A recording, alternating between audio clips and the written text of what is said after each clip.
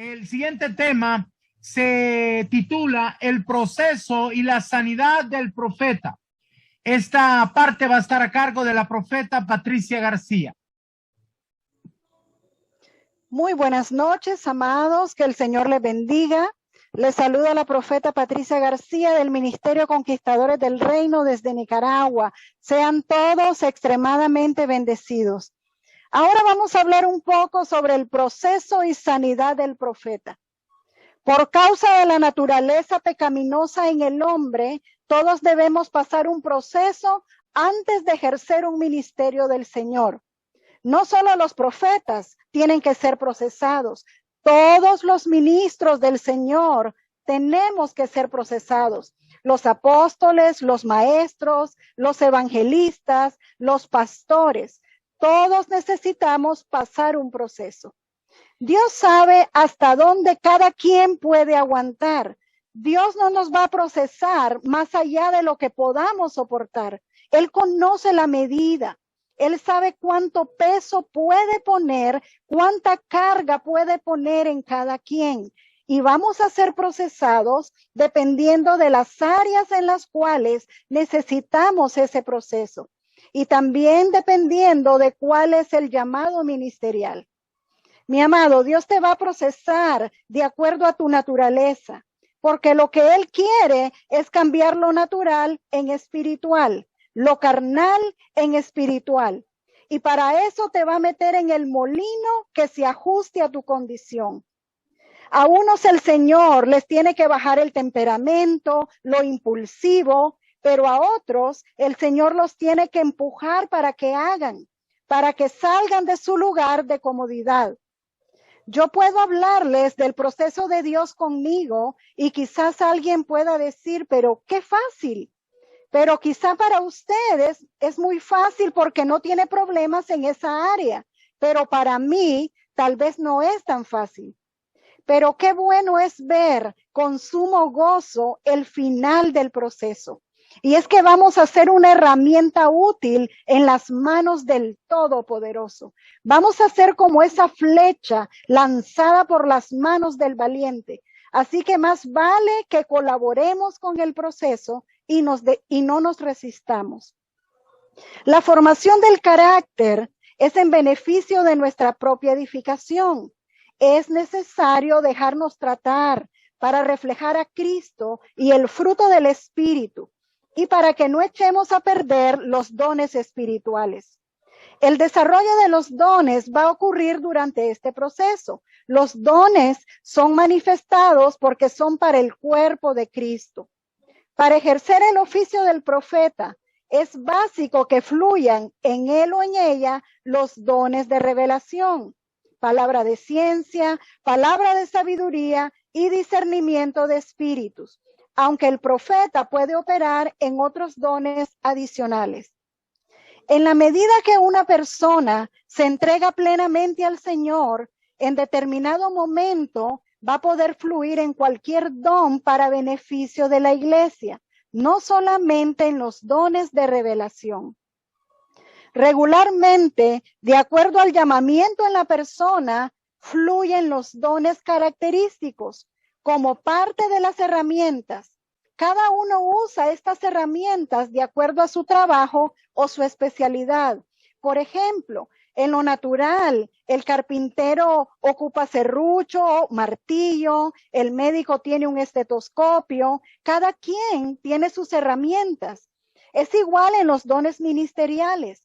Los dones son herramientas que son dadas de acuerdo al oficio o al ministerio de oficio al que hemos sido llamados. Parte del proceso consiste en que se despierten o se aviven los dones espirituales. Ahora, puede ser que alguien pueda tener el conocimiento del llamado, pero solo a nivel de la mente y recibirlo por emoción, pero sin fluir en los dones, porque quizá haya un temor o haya un bloqueo, o a muchos les ha pasado. Yo pregunto a algunos de ustedes, cuando el Señor nos ha llamado al ministerio, ¿en algún momento hemos sentido temor a equivocarnos? ¿Temor a fallarle al Señor? Bueno, mis amados, yo les voy a decir algo. Es mejor que nos equivoquemos a que no hagamos nada, porque los únicos que no se equivocan son los que nunca hacen nada y por ese temor no pueden avanzar. Es necesario ser liberados de cualquier opresión causada por temor, por heridas de rechazo, por baja autoestima, por falta de sanidad interior o liberación, o por crisis de paternidad. La persona debe tener revelación de que es un hijo o una hija de Dios y que Dios es su Padre para fluir en la magnitud que el Señor quiere. Aunque usted tenga un llamamiento y le hayan profetizado dones, si usted no sabe quién es, no va a poder fluir. Es necesario que la persona tenga seguridad en el corazón de quién es para fluir, porque la condición de hijos se manifiesta con identidad propia, una buena autoestima y seguridad. Si yo sé quién soy, no voy a ser influenciado por otros ministros que estén delante de mí.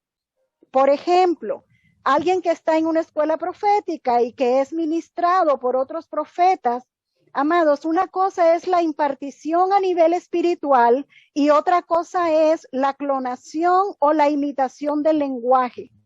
Yo no puedo decir, ahora voy a hablar de esta manera porque vi al profeta que habló así.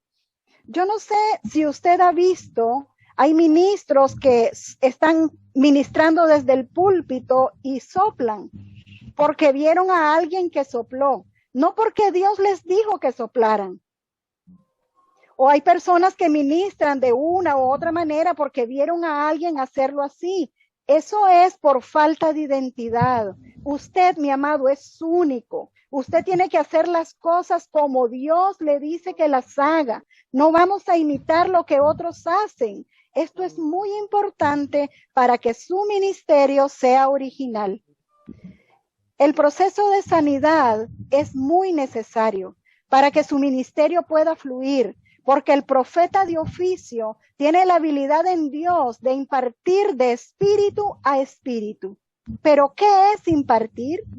Impartir es dar a otro involuntariamente sin que se lo proponga la persona, afectando interiormente al que le ha impartido, ya sea para bien o para mal.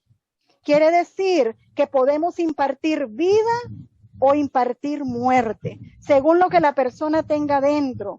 Por eso es de vida o muerte a quien usted escucha, porque puede ser impartido vida o puede ser impartido con muerte. Hay personas que son pacificadoras, entonces van a impartir paz. Pero si la persona, si este profeta no ha recibido sanidad interior y lo que hay en su corazón es rencor, amargura, rebeldía, eso es lo que va a impartir a los demás. Entonces, la sanidad en el profeta es muy importante.